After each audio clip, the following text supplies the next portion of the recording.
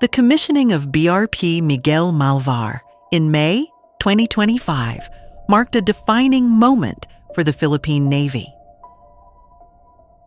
For the first time in its history, Manila has introduced a frigate with capabilities that can credibly be described as area defense, elevating the Navy from a largely coastal force into one with genuine offshore deterrent power.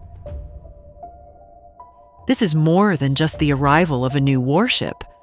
It is the embodiment of a deliberate shift in Philippine naval strategy and an unmistakable signal to allies and adversaries alike that the country is preparing to play a greater role in the regional balance of power. When the Miguel Malvar joined the fleet, it became the first ship of the frigate acquisition program Batch 2, a program that reflects both the lessons learned from the Jose Rizal-class and the recognition that the Philippines must be able to operate in contested waters with greater resilience. To understand the significance of the Miguel Malvar, one must first look back at the Jose Rizal-class, the country's first modern frigates delivered in 2020 and 2021. While important milestones at the time, the Jose Rizal-class ships were widely criticized for their limitations. They were built to a reduced standard, with many of their systems delivered as fitted for but not with, capable of upgrades, but initially lacking vertical launch systems for surface-to-air missiles, advanced sonar, or more powerful radars. They were, in many respects, more akin to heavily armed offshore patrol vessels than fully fledged frigates. The lesson was clear. The Philippine Navy needed more than symbolic modernization. It needed ships that could genuinely survive and fight in a high-threat environment, such as the South China Sea. Batch 2 was conceived as the answer to this problem. Awarded again to Hyundai Heavy Industries, the design for Miguel Malvar and its sister ship BRP Diego Silang is based on the HDF 2600 platform but with significant upgrades. Unlike the Jose Rizal-class, these ships were contracted at nearly double the unit cost, over $300 million each, reflecting Manila's insistence that quality, not just quantity, was the priority. The differences are profound. The Miguel Malvar carries a modern ESA radar able to track multiple targets across a wide area, a crucial step up from the limited 3D radar aboard the Jose Rizal. Most importantly, it is equipped with a vertical launch system, providing the Philippine Navy with, for the first time, the ability to mount medium-range surface-to-air missiles. This transforms the frigate from a platform that could only defend itself into one that can provide cover for an entire task group. It is no exaggeration to call this a leap in capability. The ship's anti-ship and anti-submarine warfare abilities also reflect a more serious commitment to balanced capabilities.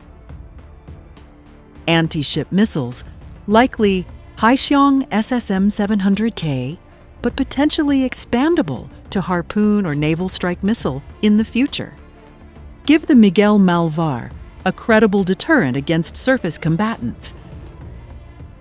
Advanced sonar systems and compatibility with the AW-159 Wildcat helicopter ensure a more robust anti-submarine warfare capacity, something critical given the growing presence of Chinese submarines in the region.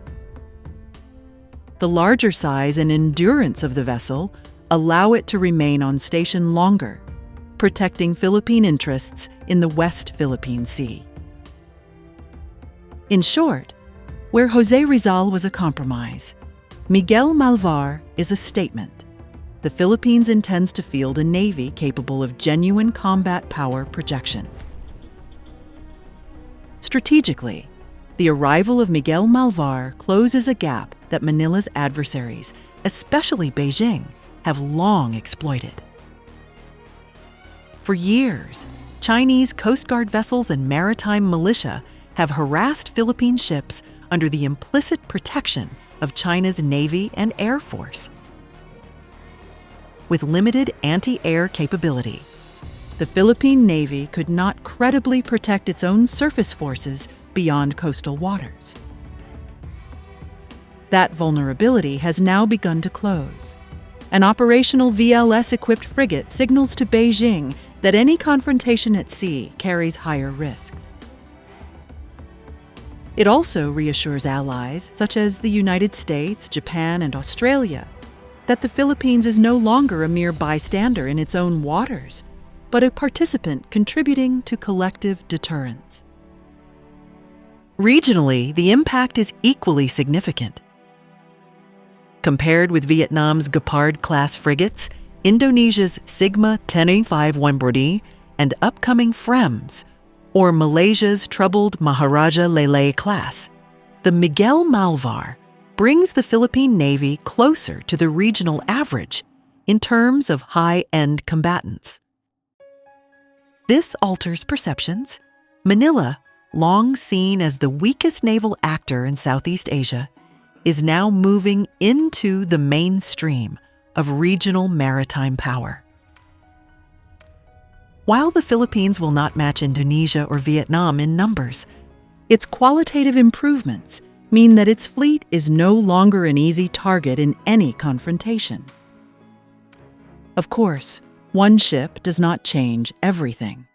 The true measure will come when the second Batch 2 frigate, BRP Diego Silang, is delivered, currently expected by late 2025 or early 2026. When both ships are operational, the Philippine Navy will have 4 modern frigates, 2 Jose Rizal-class and 2 Miguel Malvar-class. Together, they form the genuine backbone of the fleet, capable of independent operations, escort duties, and contributing to multinational exercises with allies. But the question naturally arises, will 4 frigates be enough for the challenges ahead? With Chinese naval and Coast Guard forces operating dozens of large combatants in the South China Sea, Manila may find that even these advances are only the beginning. This leads to the broader debate about Horizon 3, the next phase of the armed forces of the Philippines modernization program. Already, there are discussions about whether the Philippines should pursue a Batch 3 of frigates or even step up to light destroyers. The logic is simple. To secure an archipelago of more than 7,000 islands, with vast maritime zones under dispute, the Philippine Navy requires not just token capability, but real mass. A fleet of 4 modern frigates is a start, but a credible deterrent posture may demand 6, 8, or more. The Miguel Malvar, then, is not the endpoint but the foundation of a longer journey toward naval self-reliance. The symbolism of the ship's name also carries weight. Named after General Miguel Malvar, one of the last Filipino generals to surrender during the Philippine-American War, the frigate represents resilience and national pride.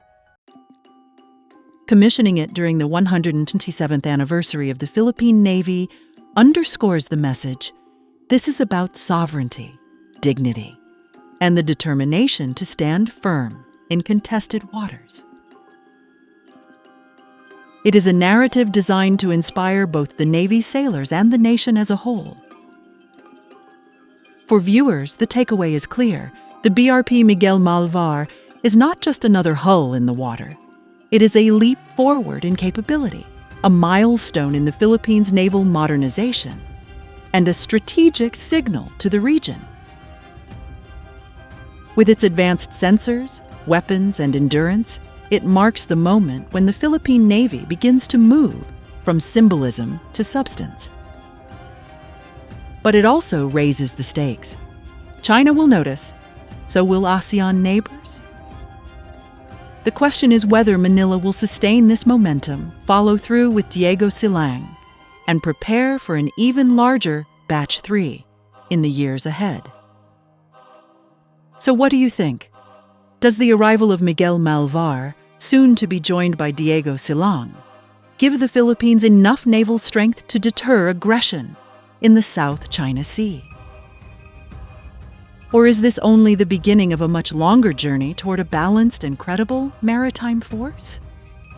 Share your thoughts in the comments, and if you want to follow the story of the Philippine Navy as it builds toward 2030, make sure to support the channel so we can keep bringing you this kind of analysis.